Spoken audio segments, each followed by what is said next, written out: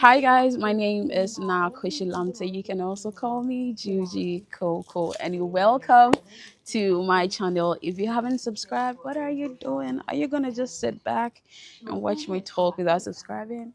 I'm gonna give you a second to do that. That was so sweet of you. Thank you so much. All right, now let's get into the actual conversation for today. I want to do a story time, right? All right, guys. So there's a very quick story time, right, of when I was in school. So in school, there was this hostel that I was lodging at, right? And there was a girl that I was actually staying with, and we hold conversations from time to time. I'm that kind of person that do not really talk, right? I don't really, people say girls talk, right? But I am that type of person who doesn't talk. I'm gonna keep all the juicy stories to myself. But there was this time where we stepped out to get food, some evening, and we were having a conversation, and it got me revealing some things to her, right? It was about a couple of contacts, right? And then she wanted something, and then I was telling her that, oh, she should actually relax and I could actually help her out with that. And I've never kept like passwords on my phone, but this thing actually taught me a better lesson. So I started putting like passwords on my phone. But before I started putting passwords on my phone, this is what she did. So after the evening that we had a conversation of me trying to get her some contacts, I don't know. So I want to be very honest with this one, yeah. So wow, I can't believe I'm doing this, but then this is it. I introduced her to someone, right? Someone of status. And um, she didn't know the person's face, right? It was the name that she was used to. I mean, I'm much older than her, right? And so she's also not in the media space. So she's not really abreast with these kind of things. Like I mentioned earlier, it was just the name that she's heard countless times, a name that she's heard tons of times growing up, right? And then she gets to meet the person, right? I I bring her into the space where she could meet the person. So when we went back to the hostel, I do what? Right? All right, so we went back to the hostel, and then I asked her, do you know who you just met? And then she was like, no. I'm like, are you serious? She was like, oh no, who's that? And then I mentioned the person, and she was like, what? Did I just meet this person?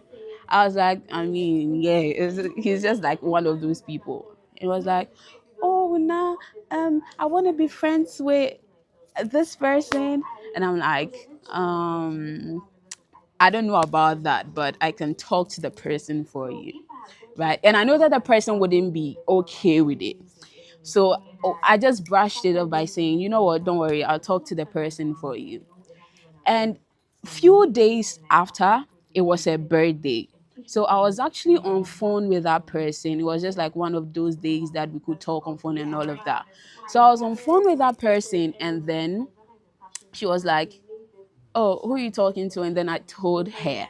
After telling her, she was like, you know what, tell the person it's my birthday, right?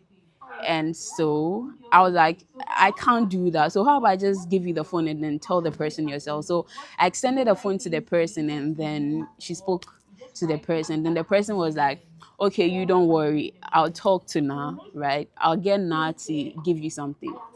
So I took the phone, and then the person spoke to me telling me that, you know what, yeah, this is what the person is saying and that.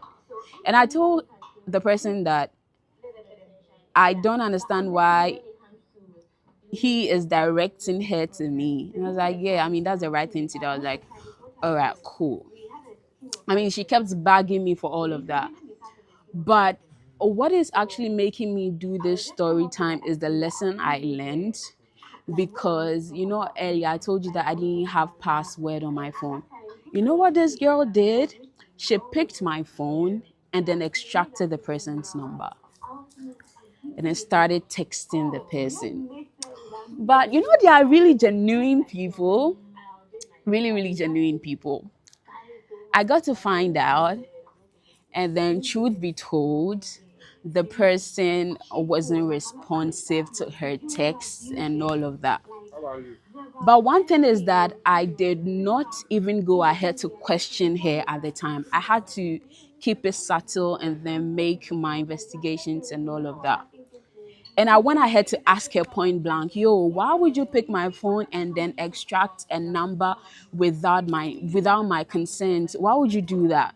And then she just laughed over it. And I was like, yo, it's not done. That is not a nice thing to do. You shouldn't have done that. Ever since that day, right? I've always had this idea, or I've always had this notion that you can't really trust anyone. This is not the first time. So that was actually the first time. And then the second time was, I think, a year later. I gave my phone to someone to actually check something else. And then the person went to my WhatsApp and then got some piece of information that I don't want to talk about it right now. But that is something really something some how, that is super disrespectful, right? Because someone will trust you. Why do I feel guilty? All of a sudden I'm guilty. I feel guilty.